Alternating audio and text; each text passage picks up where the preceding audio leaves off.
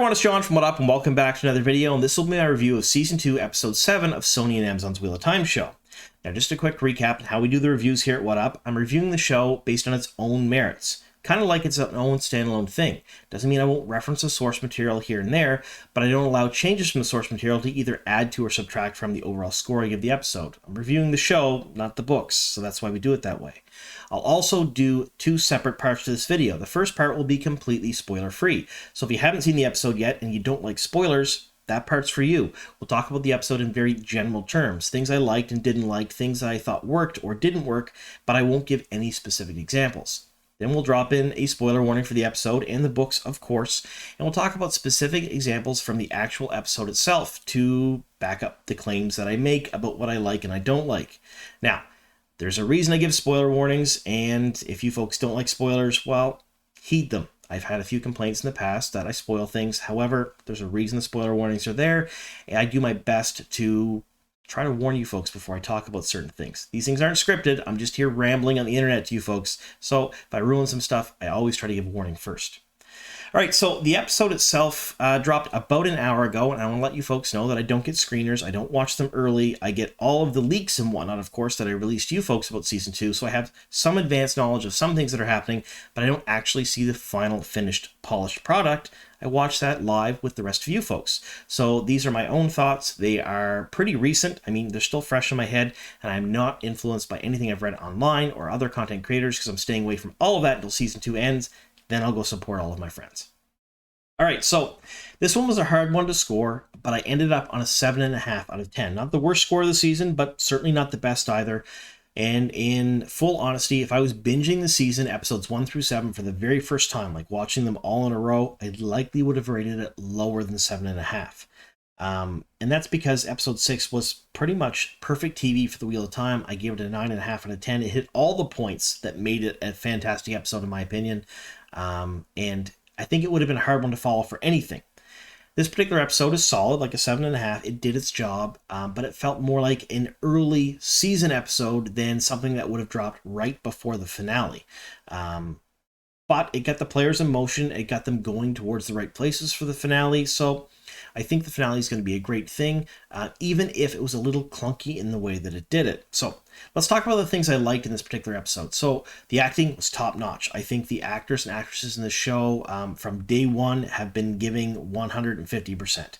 And that hasn't changed in this particular episode. Costuming, sets, props, all of that top notch, spot on. I really, really enjoyed it. There wasn't a single thing that kind of took me out of the immersiveness of watching the episode.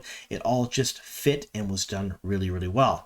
The CG and the practical effects, spot on. I think the extra time between seasons really let them fine-tune what they're doing with a lot of the CG and the practical effects kind of wove together in, no pun intended, in a really neat fashion. So I thought that was done really well. And there were a few surprises in this particular episode. So even though I knew they were coming, or I highly suspected they were coming, it was still a surprise. There were a couple of surprises for me, and I was pretty impressed with how they did it. I think for a non-book reader who may not know the history and the background between some of the things that are going on or the lore, they would have been very big surprises and probably would have had them talking a bit more than myself. And I will say, for us book readers, there was a fair bit of fan service in this particular episode as well.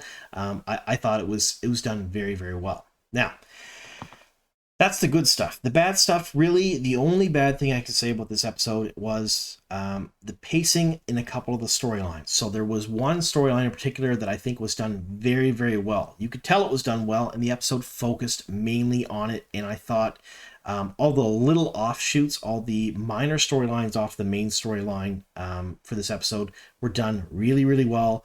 They were handled perfectly. They ended at the right spot. The characters grew, and they got to the right spots at the end. However, there were two other storylines in this particular episode that felt tacked on. They felt clunky. They kind of felt like they weren't given near enough time. I was excited for them, but they paced a little too quickly, and it seemed almost as it seemed if they cut things out that should have been in there that would have made it a more fleshed out story. Now, I don't know if that was a decision and they had more things in there to give more time to the main storyline, which let's face it, was really, really well done and the main focus of the episode, but it left other things wanting. And for those reasons, when I watched those other storylines, I felt the clunkiness, and there were a lot of questions raised, at least in my mind, of why things were happening and how quickly they were happening. So it almost seems like they were stuffed on screen to push certain people in a certain spot in a quick fashion, just so they can get to the big finale next episode. That's what it felt like to me. So anyway, 7.5 out of 10. Like I said, a solid episode, certainly did its job, but it felt more like a mid-season episode than it does a season finale episode, if that makes any sense. All right, so now we're getting into the spoiler section. So those of you who don't like spoilers, it's time to dip out. So, spoiler warning. In the next bit of the video, we're talking about episode 7 of season 2 of Sony and Amazon's Wheel of Time show in detail. So if you haven't watched the first season and all of the second season up to episode 7, be forewarned, I'm going to ruin plot points and character arcs from that medium. And I'll also reference the books, probably for a couple of the storylines. So if you haven't read The Eye of the World, The Great Hunt, The Dragon Reborn, and The Shadow Rising, that's the first 4 books of Robert Jordan's Wheel of Time series, I may ruin plot points and character arcs from that medium as well. All right, let's get on to the spoiler section of the review. All right, spoiler time, folks. Full disclosure, I just recorded this entire spoiler section, didn't hit record. That seems to be a theme the last few episodes. But at least I have some of my thoughts in order now.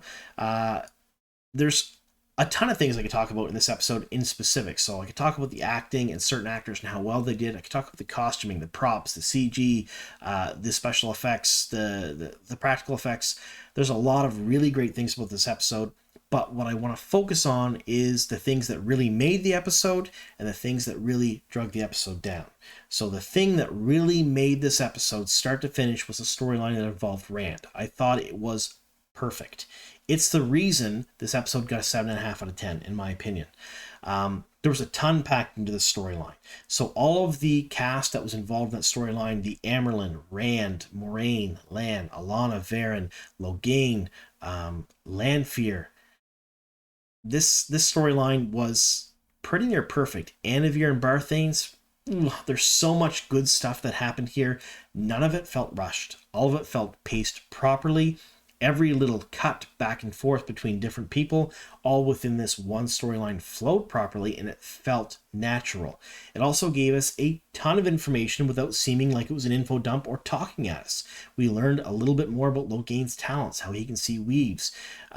We learned a lot about the Tower Laws, a lot more about the Dragon Reborn, and things that are going to happen in the next couple episodes, and it felt natural. There are also a few big reveals in this particular storyline that just, I think, are going to be talked about in the next couple of days, a fair bit online. And the first one is that Moiraine was shielded the entire time, tied off by Ishamael. Now, this is something that the fandom has, I don't want to say suspected for a long time. We've been almost positive this is the way it is. You can't fool us when it comes to stuff like this. It is what I'd like to say, but maybe they'll fool us with other things later on. It's happened in the books a couple of different times, and it's been basically speculated that this is the way it is. Moiraine has a shield tied off on her, and I've been saying it for probably the last 2 years. That is the way it is. She's not stilled. We finally had that paid off in this episode. We found out about it, and it was the teachings between Logain and Lan that really hammered that one home. Now, Lan really shone in this episode. So Moiraine and Lan got back together. That whole conflict between them is now resolved. And I think I'm not the only person in the fandom breathing a sigh of relief that we're not going to see them at each other's throats anymore, and they're not going to be sad about it anymore.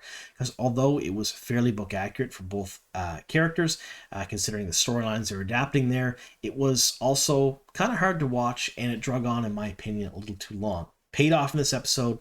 I'm super happy that that happened.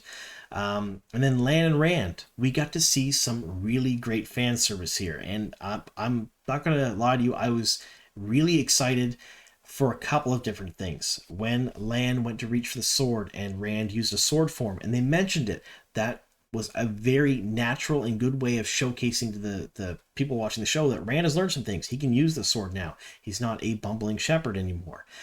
Lan coaching him before he sees the Amyrlin, much like he did in Falme and the Great Hunt. The same lines. There's one rule about being a man. these were all huge fan service moments. Cat crosses the courtyard. I cheered when I saw that. And when Rand faced the Amberlin and he was speaking like he was warder trained, I loved seeing that dynamic between Lan and Rand, and I'm sure a lot of the fandom did well. I think all of that was handled really, really well.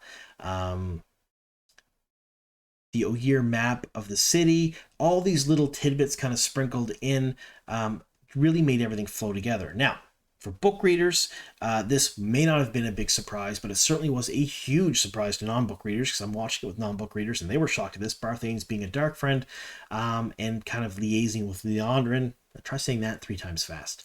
That, I think, would be a big shocker for some people. There were a fair number of big reveals that didn't seem cheap. They were well thought out, they were well done, and they were interspersed with the proper amount of fan service in this whole storyline, and I thought it was fantastic. I thought it was really very well done. Now, the next storyline is Egwene, Elaine, and Nynaeve.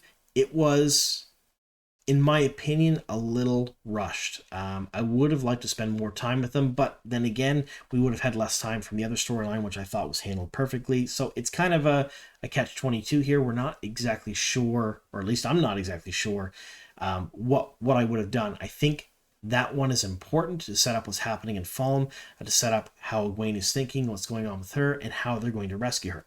Totally important. I loved seeing the meeting between Loyal and Elaine. I thought that was very cute. Really a nice touch. That storyline I thought was good, a little rushed.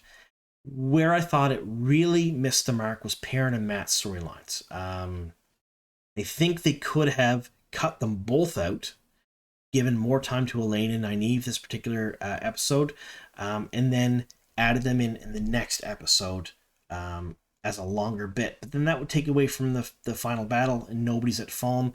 It's hard to say what they should have done here. Maybe give them a little more screen time earlier in the season to build them closer to where they need to be.